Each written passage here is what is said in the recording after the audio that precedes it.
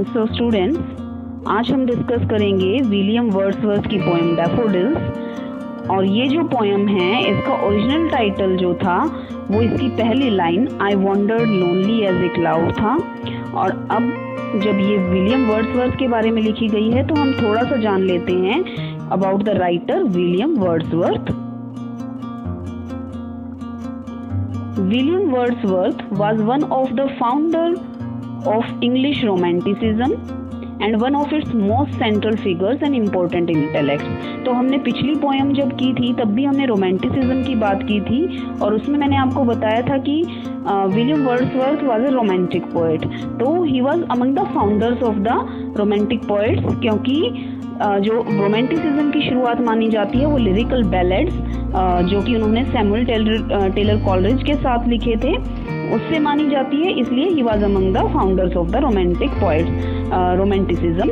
He is remembered as a poet of spiritual and epistemological speculations. उनको क्या माना जाता है? He is remembered as a poet of spiritual and epistemological speculations, a poet concerned with the human relationship to nature. तो कहने का मतलब ये है कि उन्हें एक स्पिरिचुअल पोएट माना जाता है जो कि कंसर्न थे ह्यूमन रिलेशनशिप विद नेचर के, कि नेचर का और ह्यूमंस का क्या रिलेशनशिप है, what it should be, and a fierce advocate of using the vocabulary and speech patterns of common people in poetry. और इससे पहले की पोएट्री अगर आप पढ़ते हैं रोमांटिसिज्म से पहले की, विलियम वर्ड्सवर्थ से पहले की, तो आप पोएट्री में पाएंगे कि कॉमन लैंग्वेज जो थी, जो कॉमन लोग जो जिस इंग्लिश का प्रयोग करते थे उसको पोएट्री में नहीं लिया जाता था। लेकिन विलियम वर्ड्सवर्थ ने स्ट्रांगली इस बात को एडवोकेट किया कि जो वोकैबुलरी है और जो स्पीच पैटर्न है आम लोगों के, उसको पोएट्री में इंस्टिगेट करना चाहिए, यूज करना चाहिए, क्योंकि पोएट्री जो है वो सबकी समझ में आनी चाहिए। ये नहीं है कि सिर्फ कुछ ही लोग इस चीज को समझ पाए। जैसा कि आजकल आप हिंदी पोएट्री में भी देखते हैं कि पहले की जो पोएट्री हिंदी की होती थी बहुत भारी भरकम शब्द यूज किए जाते थे, बट नाउअडेज जो हिंदी पोएट्री है उसमें भी बहुत आम भाषा के जो शब्द हैं उनका प्रयोग किया जाता है। तो इसी तरह से ये जो एक मोमेंट था, ये रोमांटिसिज्म मूवमेंट जो था, इसी के साथ साथ विलियम वर्ड्सवर्थ ने ये मोमेंट भी शुरू किया कि कॉमन लोगों की जो लैंग्वेज है उसको यूज किया जाए in poetry. The son of John and Anne Cookson, William Wordsworth was born on April 7, 1770 in Cockermouth। अब विलियम वर्ड्सवर्थ का जो जन्म है वो 7 अप्रैल 1770 को में उनके जो फादर थे जॉन एंड एन कुक्सन, उनकी जो मदर थी, उनके यहाँ हुआ। And his birth place was in the lake district of England. Lake district of England की एक जगह है कॉकरमाउथ, कम्बरलैंड, वहाँ पर इनका जन्म हुआ था। An area that would become closely associated with Wordsworth for over 2 centuries after his death. उनके मृत्यु के 200 साल बाद तक भी उस जगह को लेक डिस्ट्रिक्ट जो इंग्लैंड की है उसको उन्हीं के नाम से जाना जाता रहा कि it is the birth place of Wordsworth. तो he was so famous at his time. उनको उनके अभी भी वो इतने फेमस हैं और उस टाइम पे भी उन्होंने अपने जीवन काल में ही इतनी महत्ता प्राप्त कर ली थी, उनका इतना महत्व था। और उनको बाद में जो है बहुत ही पोएट लॉरिएट की उपाधि से भी सम्मानित किया गया। He began writing poetry as a young boy in grammar school and before graduating from college he went on a walking tour of Europe. और जो पोइट्री है उन्होंने बहुत ही यंग एज में शुरू कर दी थी जब वो अपने ग्रामर स्कूल में थे। एंड बिफोर ग्रेजुएटिंग, और कॉलेज ग्रेजुएट होने से पहले वो एक वॉकिंग टूर पर भी गए थे यूरोप के, विच depend his love for nature, जिससे कि उनका प्रकृति के प्रति जो प्रेम था वो बढ़ा। And his sympathy for the common man both major themes in his poetry. और उनकी जो आम लोगों के प्रति सहानुभूति थी उसमें भी बढ़ावा हुआ इस यूरोप टूर के बाद।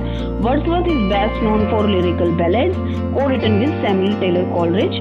वो अपने लिरिकल बैलेड्स के लिए बहुत ज़्यादा फेमस। उनकी जो सबसे फेमस पोएम है वो तो हम पढ़ ही रहे हैं, डैफोडिल्स। लिरिकल बैलेड्स उन्होंने जो सैमुअल टेलर कॉलरिज, उनके बहुत ही अच्छे फ्रेंड थे एस.टी. कॉलरिज, और उनके साथ मिलकर उन्होंने लिरिकल बैलेड्स लिखी थी। और यही लिरिकल बैलेड्स जो है ये स्टार्ट मानी जाती है रोमांटिसिज्म का। 2 बार इसको पब्लिश करवाया गया। और एंड द प्रील्यूड, और जो दूसरी उनकी रचना है the prelude, A romantic epic, बहुत ही इसको इपिक कहा जाता है, एक रोमांटिक इपिक है प्रिल्यूड। और ये उनकी डेथ के बाद, जैसा मैं अभी आगे आपको बताऊंगी, उनकी डेथ के बाद इस नाम से पब्लिश करवाई गई थी। और ये किस चीज को क्रॉनिकल करती है? This poem chronicling the growth of a poet's mind, एक कवि के दिमाग को एक्सप्लेन करती है कि what are the thought patterns of a poet. तो ये जो है, अब हम थोड़ा सा और जान लेते हैं विलियम वर्ड्सवर्थ के बारे में। Wordsworth magnum opus is generally considered to be the Prelude. उनका मैग्नम ओपस यानी कि जो उनका मास्टरपीस है वो माना जाता है प्रिल्यूड को। और ये एक सेमी ऑटोबायोग्राफिकल पोएम है of his early years that he revised and expanded in number of times.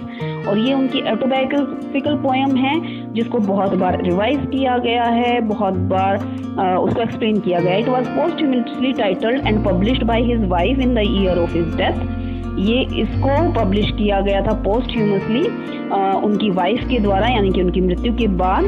और जिस साल उनकी मृत्यु हुई थी उसी साल पोस्टह्यूमसली ये पब्लिश हुई थी। Before it was generally known as the poem to Coleridge. और इसको उससे पहले, प्रिल्यूड नाम से पहले उसको नाम दिया गया था द पोएम टू कोलरिज। तो आप देखेंगे कि जो पोएम की शुरुआत वो करते हैं तो अलग नाम से कर रहे होते हैं, लेकिन बाद में और लोगों ने उसको अलग नाम दिया है। Wordsworth was poet laureate. मैंने आपको बताया था कि उनको पोएट लॉरिएट की उपाधि दी गई थी from 1843 until his death from pleurisy on 23 अप्रैल 1850। उनकी जो मृत्यु हुई थी तब तक 1843 से लेकर 1850 तक वो पोएट लॉरिएट रहे इंग्लैंड के। और ये बहुत ही बड़ी उपाधि मानी जाती थी उस टाइम पर, पोएट लॉरिएट होना। उसके बाद फिलिप लार्किन भी रही हैं, और भी बहुत सारे पोएट्स को रखा गया है इस उपाधि पर। अब हम आते हैं अपनी पोएम डैफोडिल्स पर। तो जो ओरिजिनल टाइटल, जैसा मैंने आपको बताया, वो था पोएम का I wandered lonely as a cloud is nearly the first line of the poem. It is somewhat misleading. ये थोड़ा सा मिसलीडिंग था ये टाइटल जो था, क्योंकि ये बताता था कि जब पहली लाइन पढ़ते हैं तो लगता है कि पोएट बहुत लोनली है, वो अपनी लोनलीनेस के बारे में बता रहा है। तो जो टाइटल था वो मिसलीडिंग था। लेकिन जो पोएम है वो किस बारे में है? डैफोडिल्स की ब्यूटी के बारे में है, नेचुरल ब्यूटी के बारे में है। तो इसको बाद में नाम दिया गया डैफोडिल्स। ये खुशी के बारे में है। How they brought happiness to the poet. Daffodils ने कैसे उनकी जिंदगी में खुशी भरी, तो ये उसके बारे में, इसलिए इसको बाद में डैफोडिल्स नाम दिया गया। अब हम आते हैं कि थीम क्या है इस पोएम की। As for a theme the poem is all about the beauty of nature. अगर हम थीम की बात करें तो जो पोएम है वो टोटली किसके बारे में बात करती है? ब्यूटी ऑफ नेचर के। Wordsworth is often termed nature lover. Wordsworth को अक्सर नेचर लवर कहा जाता है। And the romantic movement that he started with Samuel Taylor Coleridge is mainly characterised by the love and celebration of nature and beauty. और वो जो movement जो उन्होंने एस.टी. कोलरिज, मैंने आपको पहले भी बताया था, एस.टी. कोलरिज के साथ उन्होंने ये मूवमेंट शुरू किया था और इसको रोमांटिसिज्म नाम दिया गया। और ये टोटली किसके बारे में था? नेचर और ब्यूटी के बारे में।